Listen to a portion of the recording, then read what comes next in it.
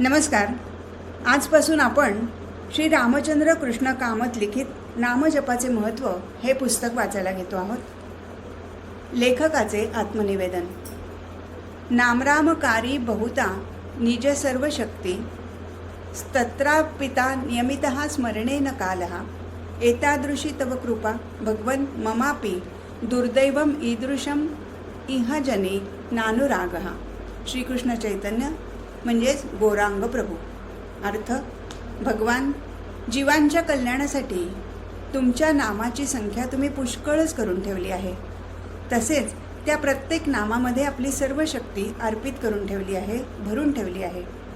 पण त्याच्या स्मरणास कालाधिकाचे बंधनही ठेवले आहे. अशा तऱ्हेची तुमची अगाध कृपा. परंतु माझे दुर्दैव असे आहे की त्या नामामध्ये अजून मला व्हावे तसे प्रेमच उत्पन्न होत नाही. कलियुगात वर्णाश्रम धर्माचा लोप होत चालला. योग, याग, यज्ञदान, होम हवन, विविध व्रते, तपे, तीर्थाटने, यमनियमादी अष्टांग योग इत्यादी साधने ही द्रव्यसाध्य व अत्यंत कष्टसाध्य असल्यामुळे हल्ली सहसा कुणाकडून यथासांग होणे शक्य नाही. शिवाय या साधन समूहात तीव्र भगवत प्राप्तीची शक्तीही नाही. ती शक्ती एका भक्तीत मात्र आहे. भक्त्या हमेकशा ग्राह्य असे भगवान स्वमुखाने सांगतात. इतर साधने व्युत्पत्ती दुरी सांडुनी परती श्रद्धायुक्त माझी भक्ती धरिल्या हाती मी लाभे. एकनाथी भागवत. भगवंताच्या ह्या भक्तीचेही अनेक प्रकार आहेत. त्यात श्रवण, कीर्तन, स्मरण, पादसेवन, अर्चन, वंदन, दास्य, सख्य व आत्मनिवेदन असे 9 प्रकार सर्वत्र प्रसिद्ध आहेत. त्यास नवविधा भक्ती म्हणतात. या नवांमध्ये अनुस्यूत म्हणजे व्यापून असलेली तृतीय म्हणजे स्मरण भक्तीच मुख्य आहे. कारण या तिसरीशिवाय बाकीच्या 8 शुष्कच होऊन बसतील. या तिसऱ्या भक्तीचाच आश्रय सर्व साधू संतांनी मुमुक्ष साधकांती करून परमपदाची प्राप्ती करून घेतली आहे. भगवत प्राप्ती पाहिजे ज्यासी तेणेन विसंबावे सद्भक्तीसी अखंड स्मरे जो हरिनामासी देवो त्यापाशी तिष्ठतो. एकनाथी भागवत.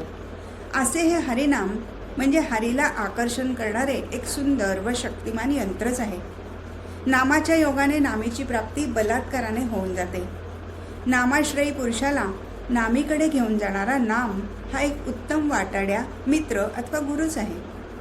कलियुगात नामस्मरणासारखे भगवत प्राप्तीचे दुसरे सुलभ साधन नाही. नामस्मरण हा साधन राज आहे. या साधन राजाचे वैभव या पुस्तकात दाखवण्याचा यथामती प्रयत्न केला आहे. करिता विषय संबंधाने येथे जास्त लिहिण्याचे कारण नाही.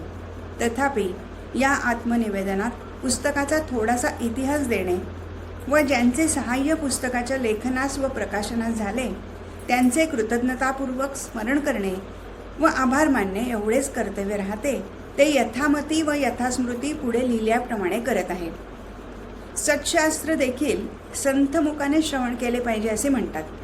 त्याप्रमाणे आमचे दैवी संपत्तिमान बालस्नेही डॉक्टर गुंडो रामचंद्र गिंडे बैलहोंगल यांच्या घरी एकावेळी रामकृष्ण बाळकृष्ण उर्फ गाडाप्पा अण्णा कामत या परम गुरुभक्त सज्जनाच्या मुखाने महानुभाव श्रीमद वासुदेवानंद सरस्वती श्री टेंभेस्वामी पोक्त नामयोगशास्त्राचा अनुभव ऐकण्यात आला. तोच या पुस्तकाचा मूळ आधार आहे.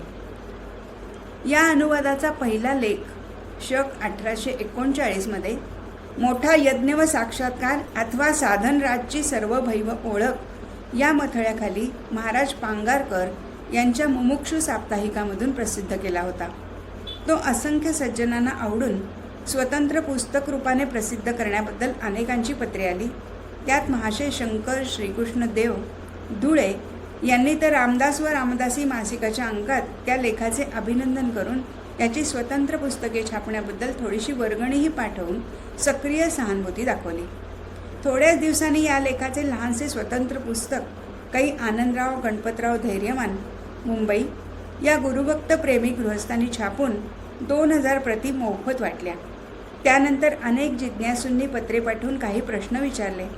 त्यांची उत्तरे देण्याच्या उद्देशाने शक 1843 मुमुक्षु मासिकामधून यज्ञपुष्प सदराखाली लेखमाला सुरू केली. हे यज्ञपुष्प ओघानुसार वाढता वाढता मारुतीरायाच्या पृच्छाप्रमाणे पुष्कळच वाढत गेले. 1-1.5 वर्षात वरील पहिली आवृत्ती खलास झाली. पुस्तकाबद्दल लोकांच्या कळकळीच्या मागण्या येऊ लागल्या. सज्जनांच्या तीव्र इच्छाशक्तीमुळेच न कळे काही हरी भिकाजी सामंत, बेळगाव समाचार छापखान्याचे मालक यांना अनपेक्षित प्रेरणा होऊन त्यांनी माझ्याकडे पत्रव्यवहार करून पुस्तक मागवून यज्ञपुच्छा केली. 2-3 लेखही जोडून दुसरी आवृत्ती 3000 प्रतीची छापली. शक 1844, सन 1922. ही पुस्तकेही मोफत वाटली. त्यावेळी गोरक्षणैक पारायण महाराज चौंडे महाराज हे बेळगावात भरलेल्या काँग्रेसच्या वेळी गोरक्षण कार्यासाठी तेथे आले होते. ते एक फिरते कीर्तनकार. यांच्याकडून या पुस्तकाचं नव्हे तर या पुस्तकातील तत्वाचा उत्तम प्रसार होईल या कल्पनेने त्यांना फुरसतीच्या वेळी वाचून पहा व आणखी लागल्यास मागवा असे सहज सांगून वरील पुस्तकाच्या 5 प्रती देण्यात आल्या. बेळगाव सोडून साताऱ्यात सज्जनगडी जाताना आगगाडीत त्यांनी हे पुस्तक वाचून पाहिले व त्यास ते फार आवडले. मग त्यांनी सातारा, लोणावळे, मुंबई, वर्धा वगैरे गावाहून पत्रे पाठवून पुस्तकाची मागणी केली. त्याप्रमाणे प्रत्येक वेळी 5-10 प्रती त्यांना रवाना करण्यात आल्या. त्याचा त्यांनी फार चांगला उपयोग केला. या पुस्तकावरून त्यांना सामुदायिक जपानुष्ठानाची कल्पना सुचून त्यांनी ती ताबडतोब अंमलात आणली. चातुर्मासाच्या अवधीत श्री रामत्रयोदशाक्षरी मंत्राचा 13 कोटी जप करण्याचा संकल्प करून त्या उद्देशाची सुंदर हस्तपत्रकेही त्यांनी छापून वाटली. मुंबईत कांदेवाडीत एका मोठ्या धर्मशाळेच्या भव्य माडीवर श्री समर्थांची मोठी तसबीर लावून शेकडो माळा व दर्भासने तेथे आणून ठेवली. हस्तपत्रकातील सूचनेप्रमाणे तेथे सकाळी 6 वाजता स्नान करून लोक जप करण्यास येऊ लागले. यात उच्चशिक्षित लोकही होते. त्यावेळेचा तो देखावा मोठा अपूर्व होता. 13 कोटीच्या या अनुष्ठानास सुरुवात झाल्यानंतर सुमारे 1 महिन्याने काही कामानिमित्ताने मी मुंबईस पोहोचलो. ह.भ.प. पांगारकर यांची तेथे सहज भेट झाली व त्यांनी मला वरील जपयज्ञाच्या ठिकाणी नेऊन श्री चौंडे महाराजांची भेट करवली. चौंडे महाराजांनी माझ्या या अल्पकृतीचे म्हणजे मोठा यज्ञ पुस्तकाचे अभिनंदन करून ते सर्व श्रेय यांचे आहे असे मोठ्या प्रेमाने बोलून गौरव केला व जपयज्ञास येणाऱ्या काही विशिष्ट लोकांची ओळख करून दिली. त्यात एका बाईंची गोष्ट त्यांनी सांगितली. ती पुस्तकातील विठोबा नरगुंदर यांच्या गोष्टीसारखी होती. त्या बाईस अपस्मार म्हणजे फेफरे रोगाचा विकार होता. दिवसातून 7-8 वेळा फिट्स येऊन पाण्याच्या नळावर, चुलीकडे, पायखान्यात याप्रमाणे कुठेतरी ती पडत असे. नवऱ्याने वैद्याची व डॉक्टरांची औषधे देण्यात शेकडो रुपये खर्च केले, परंतु गुण नाही. त्यामुळे तो कंटाळून गेला. जपयज्ञाची जाहिरात वाचून त्या दाम्पत्याने त्यात भाग घेतला. ती बाई तर सकाळ संध्याकाळ मिळून मनोभावाने 15-30 हजारापर्यंत जप करत असे. अंगातील व्याधीमुळे जप करताना बाईचा साहजिकच तीव्र संवेग होता. त्या जपाचा अनुभव तिला 1 महिन्यात असा आला की दिवसातून 8-8 वेळा चक्कर येऊन पडायची ती 8 दिवसांनी एखादी चक्कर म्हणजे फीट येऊ लागली. ही प्रत्ययाची गोष्ट सांगून महाराज मोठ्या आवेशाने मला म्हणाले, काय सांगू कामत, रामनामाचा सर्वत्र प्रसार करून हिंदुस्थानातील सर्व दवाखाने बंद करून टाकावे असे मला यावेळी स्फुरण येत आहे इत्यादी. त्यांची ही निष्ठा पाहून मला मोठे कौतुक वाटले व त्यांनी सामुदायिक जपयज्ञाची चालवलेली व्यवस्था पाहून लिहून छापण्यात कसला पुरुषार्थ, पुस्तकात लिहिलेल्या तत्वाप्रमाणे आचरण करण्यात व करविण्यातच खरा पुरुषार्थ आहे व तो तुम्ही करून दाखवला. पुस्तकाचे खरे सार्थक तुम्हीच केले असे सांगून महाराजांच्या पायावर मी प्रेमाने मस्तक ठेवले. त्यांनी कार्तिक महिन्यात यज्ञाच्या सांगतेच्या दिवशीही त्या पुस्तकाचे भर सभेत मोठ्या प्रेमाने अभिनंदन केले. असो, त्यानंतर त्यांनी नागपूर, वर्धा, सातारा, सांगली वगैरे गावीही जपयज्ञ सुरू केले. ते त्यावेळच्या व नंतरच्या वर्तमानपत्रांमधून महाराष्ट्रीय वाचकांना माहीत झाले असेलच. महाराजांना त्याबद्दल धन्यवाद द्यावे तेवढे थोडेच वाटतात. रामनाम वितरण व गोकुल रक्षण या कार्यात महाराजांचा प्रत्येक श्वास खर्च होत आहे. परमेश्वर त्यांना दीर्घायुष्य देऊन त्यांचे मंगळ मनोरथ पूर्ण करो असे मी मागतो. महाराजांच्या या नामवितरणाच्या प्रयत्नामुळे पुस्तकाची माहिती लोकांना होऊन अनेक ठिकाणहून मागण्या येऊ लागल्या. येथे एक प्रामाणिकपणे सांगावेसे वाटते ते हे की 3री आवृत्तीसुद्धा थोरांच्या मदतीने छापून पूर्वीच्या 2 आवृत्त्यांप्रमाणे फुकट वाटावी अशी इच्छा होती. पूर्वीच्या 2 आवृत्तींच्या पुस्तकांवर सर्व हक्क सर्वेश्वराधीन म्हटले होते. अर्थात व्यवहारदृष्टीचा हक्क राखून न ठेवल्यामुळे ते पुस्तक दुसऱ्या कोणीही छापावे व नामाचा प्रसार देशात सर्वत्र व्हावा असाच त्यांचा हेतू होता. परंतु तसे ते आजपर्यंत कोणी छापले नाही. पण नामप्रेमी सज्जनाच्या मागण्या तर फार येऊ लागल्या. तेव्हा कित्येक मित्रांनी असा सल्ला दिला की प्रत्येक आवृत्तीस दात्यांची अपेक्षा करून त्यांना त्रास देणे अथवा अशा दात्यांची घरे शोधणे हे अव्यवहार्य आहे व नामप्रेमी सर्व लोक पुस्तक काही फुकटच मागत नाहीत.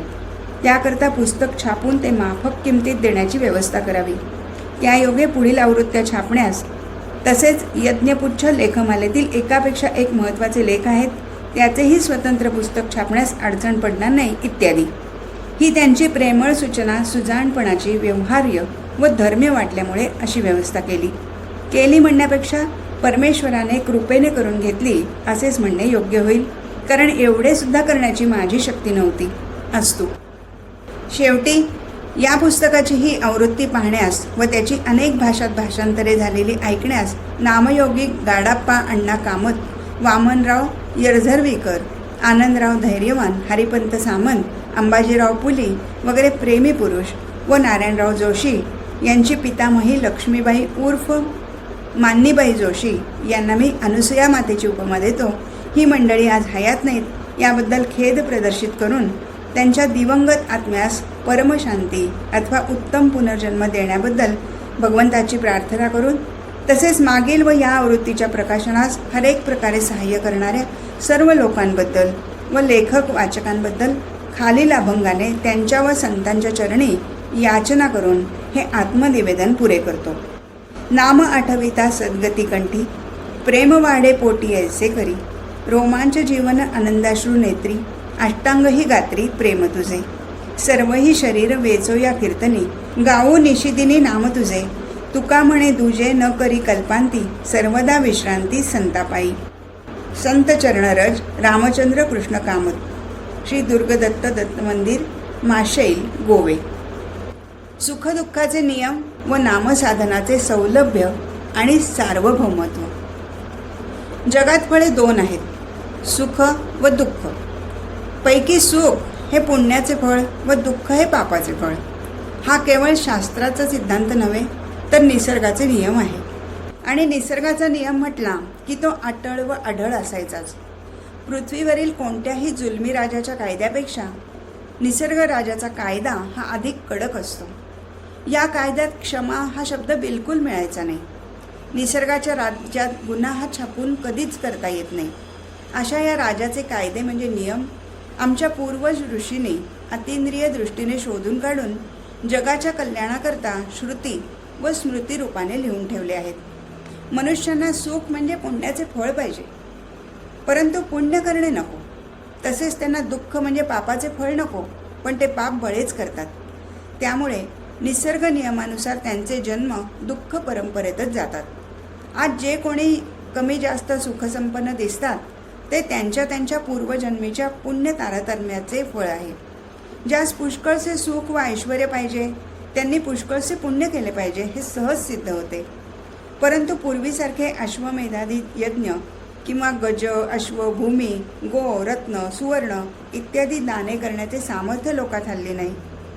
कुच्छ चांद्रायणादी व्रते व पंचाग्नी साधनासारखी महत् क्लेशकारक तपे करण्याची शक्ती सामान्य लोकात नाही. हे जाणून थोड्या श्रमाने मोठे फल मिळवण्याचे कौशल्य म्हणजे ज्याला भगवद्गीतेत योग म्हणतात, योग कर्मसु कौशलम, हे कर्म कौशल्य अर्थात तो नामयोग संतांनी परम कारुणिक बुद्धीने कलियुगात प्रगट केला आहे व तो शास्त्रसिद्ध आहे. कोटी गो दाने नव्हे, समुद्र वलयांकित पृथ्वीचे दान, काशी प्रयागसारख्या महापुण्यक्षेत्रात कोटी कल्पवास, यज्ञासहित मेरुतुल्य सुवर्णदान ही भगवन नामस्मरण पुण्याच्या पासंगालाही तुलत नाहीत. अशी शास्त्रांची व संतांची वचने आहेत. ती केवळ अर्थवादपर म्हणजे वृथा स्तुतीपर नाहीत. भोळ्या भाविकांना चकवण्याकरता शास्त्रकारांनी व संतांनी ती सांगितली नाहीत, तर परम कारुणिक बुद्धीने जीवांना श्रेयो मार्ग दाखवण्याकरताच सांगितली आहेत. निरनिराळ्या पापांना निरनिराळी प्रायश्चित्ते व निरनिराळ्या कामना सिद्धीला निरनिराळे यज्ञ व दाने वगैरे शास्त्रात सांगितली आहेत. ती सर्व साधने अत्यंत कष्टसाध्य असून हिंसादी दोषांनी युक्त अशी आहेत. परंतु भगवन नामस्मरण हे साधन तसे नसून सुख संपादनीय आहे. याला इतर वेदोक्त साधनाप्रमाणे हिंसा, द्रव्यांतर, पुरुषांतर तसेच देशकाल शौचादी नियम इत्यादींची अपेक्षा नाही. सकल पापक्षय करण्यात व सकल पुरुषार्थ साध्य करून देण्यात दुसऱ्या कोणत्याही अंगोपांगाची अपेक्षा न करणारे असे हे स्वतंत्र साधन आहे, म्हणून सर्वात श्रेष्ठ आहे, असे श्री शंकराचार्यांनी श्री विष्णू सहस्रनाम भाष्यामध्ये म्हटले आहे. एष ते सर्व धर्माणाम धर्मोधिकतमो मतः. या श्लोकावरील भाष्यात उत्कृष्ट प्रतिपादन केले आहे. तात्पर्य: सकल पापक्षय हेतुभूत व सकल पुरुषार्थ साधनभूत असे नामासारखे दुसरे साधन नाही. नामापरात दोषरहित पुरुष असेल तर त्याला सकृत उच्चारणानेच कृतकृत्यता प्राप्त होईल, परंतु त्याला प्राप प्रतिबंधामुळे तात्काळ सिद्धी प्राप्त होत नाही. त्याने नामसंकीर्तनाच्या आवृत्त्या म्हणजे संतत जप करावा. त्या योगे त्याला पापनिवृत्तीपूर्वक अभ्युदय व निश्रेयस म्हणजे भोग आणि मोक्ष प्राप्त होतील, असे कंठरवाने पूर्वाचार्यांनी श्रुती स्मृती पुराणाचे भक्कम आधार देऊन प्रतिपादन केले आहे व संतांनी स्वचारित्र्याने ते जगाच्या निदर्शनास आणून दिले आहे. महाराष्ट्रात थोड्याच वर्षापूर्वी होऊन गेलेले भक्ताग्रणी योगीवर्य व ब्रह्मनिष्ठ अवतारी महापुरुष श्रीमद वासुदेवानंद सरस्वती उर्फ टेंबे स्वामी महाराज यांनी या नामजपाची मीमांसा व प्रक्रिया सांगून सिद्ध करून दिले आहे की नामजपाने हवी ती सिद्धी प्राप्त करून घेता येते. वेदांती लोकांनी सिद्धी शब्दामुळे दचकून जाऊ नये. त्यांनी नैष्कर्म्य सिद्धी अथवा मोक्ष सिद्धी एवढाच अर्थ घ्यावा व इतर गरीब प्राकृत लोकांना कामना सिद्धी असा अर्थ हवा तर करू द्यावा. फार काय सांगावे, नामस्मरणाने प्रारब्ध रेषाही पालटून टाकता येते. प्रारब्ध भोगल्या वाचून सुटत नाही म्हणतात, तेही खरे आहे, पण पौरुष प्रयत्नाने ते हटले जाते हेही खोटे नाही. नल, राम, युधिष्ठिरादिकांची उदाहरणे पहिल्या विधानार्थी दिली आहेत. तसेच मार्कंडेय, सत्यवान, सीमंतिनी, भद्रायू इत्यादींची उदाहरणे दुसऱ्या विधानाच्या पुष्टीस सापडतात. अर्थात पुरुष प्रयत्नाने दुष्प्राप्य हटले जाते यात संशय नाही. नामजप पण संख्यायुक्त ही त्या पुरुष प्रयत्नांची गुरुकिल्ली अथवा शास्त्रसिद्ध प्रक्रिया आहे. त्याविषयी टेंबे स्वामींचे मत मागे मोठा यज्ञ व साक्षात्कार नामक पुस्तक लिहून त्यात प्रसिद्ध केले होते. त्याचाच उतारा व इतर पाल्हाळ वर्णन गाळून पुढे दिला आहे. श्री चिदंबर क्षेत्र मुरगोड येथे श्री टेंबे स्वामी महाराजांचे आगमन. जिल्हा बेळगाव, महाल मुरगोड येथे दीक्षितांच्या घराण्यात श्री चिदंबर प्रभूंचा अवतार होऊन गेला. शक 1680 ते 1737. यांचे परम आश्चर्यकारक चरित्र जो वाचील त्यासच त्या अवताराची महती पटेल. इतिहास प्रसिद्ध वीरपुरुष बापू गोखले वगैरे पेशव्यांचे सरदार प्रभूंचे शिष्य होते. या सरदारांकडून व त्यांच्या माता, पत्नी वगैरेंकडून प्रभूंना आलेल्या थैल्या म्हणजे कागदपत्रे अद्याप दीक्षितांच्या घराण्यात पाहण्यास सापडतात. इतिहास संशोधकांनी ती शोधून संग्रह करण्यासारखी आहेत. पेशव्यांच्या इतिहासातील कित्येक प्रसंगावर त्यापासून चांगला प्रकाश पडणार आहे. परंतु अवतारी साधुसंत व ऐतिहासिक पुरुष यांचा चरित्र संबंध जोडणे हल्लीच्या काळी पुष्कळ विद्वानांना भोळेपणाचे व अपमानाचे वाटत आहे. ही अत्यंत खेदाची गोष्ट आहे. असो, अशा या पुण्यक्षेत्राचे दर्शन घेण्याकरता स्वामी तेथे आले. त्यांचा कीर्ती परिमल पूर्वीच सर्वत्र पसरला असल्यामुळे त्यांच्या दर्शनाकरता लोकांच्या झुंडी जमल्या. गुळ होसूर येथील प्रसिद्ध श्री कैवल्याश्रम उर्फ बोठे स्वामीही तेथे आले. अशी ही अमोलिक संधी आर्त, जिज्ञासू, अर्थार्थी व ज्ञानी लोक का बरे दवडतील? प्रणिपात व परिप्रश्न सुरू झाले. कोणी खरूज, नारू, पोटशूळ, कपाळशूळ वगैरे शारीरिक व्याधीवर औषधे विचारू लागले. कोणी कोर्टातील कज्जे आपल्यासारखे होतील की नाही म्हणून प्रश्न केले. कोणी भूत पिशाच्य बाधेविषयी वगैरे प्रश्न करून त्यांना बेजारून सोडले. पण स्वामी महाराजांना हा बेजार वाटत नव्हता. ते सर्व प्रश्नांची उत्तरे शांतपणे व थोडक्यात देत होते. वैदिकशास्त्र, ज्योतिषशास्त्र, धर्मशास्त्र, अष्टांगयोग, भक्ती, वेदांत इत्यादी सर्व शास्त्रात त्यांची उत्तम गती होती. त्यांच्याजवळ असलेली श्री दत्तमूर्ती त्यांच्याजवळ प्रत्यक्ष बोलत असे हे त्यांनी आश्रम घेण्यापूर्वीच सर्वांना विदित झालेले होते. सारांश: भगवत प्रसन्नता झाल्यावर जगामध्ये अविदित व अलभ्य असे काय असणार? किमलभ्यम भगवती प्रसन्ने निकेतने. ह्याप्रमाणे आर्त व अर्थार्थी यांची चाललेली प्रश्न परंपरा संपून त्यांची दाटी थोडी कमी झाल्यावर मुरगोडातील एक शांत व सज्जन गृहस्थ क्रा रामचंद्र बाळकृष्ण कामत उर्फ गाडाप्पा अण्णा यांनी सगुण निर्गुण भक्तीबद्दल प्रश्न केला. कोणती चांगली व श्रेयस्कर असा प्रश्नाचा भाव होता. तो ऐकून मात्र स्वामींना फार आनंद झाला. इतका वेळ चालवलेले मित भाषण त्यांनी सोडले व प्रसन्न मुद्रेने आपले भाषण नर्मदेच्या ओघाप्रमाणे त्यांनी चालवले. स्वामी म्हणाले, देहाभिमानीयांना निर्गुण भक्ती असाध्य आहे.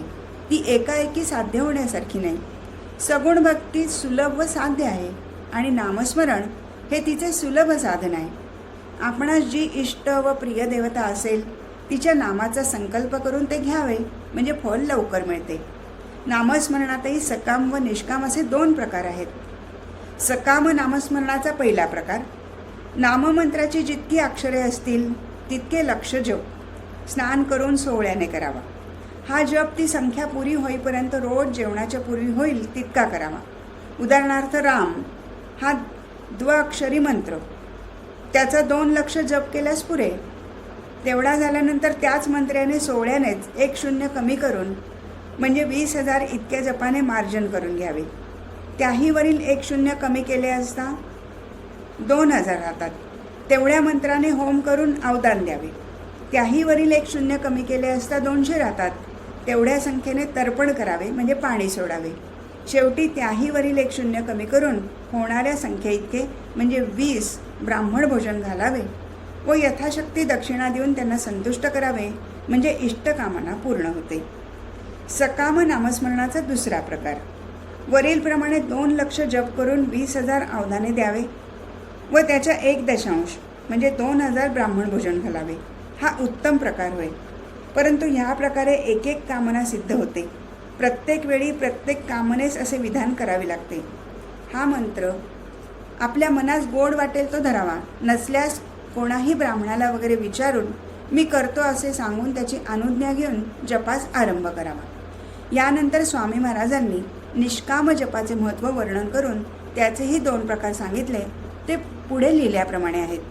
निष्काम जपसिद्धीचा पहिला प्रकार, मंत्राची जितकी अक्षरे असतात तितके कोटी जप करावा म्हणजे मंत्र सिद्ध होतो. मंत्रदेवता प्रसन्न होते. यात 16 ओळ्याचा प्रतिबंध नाही. श्री समर्थ रामदास स्वामींनी 13 मंत्राचा 13 कोटी जप केला होता. हे प्रसिद्धच आहे. त्याबद्दल त्यांच्याच वचनाचा पुरावा सापडतो.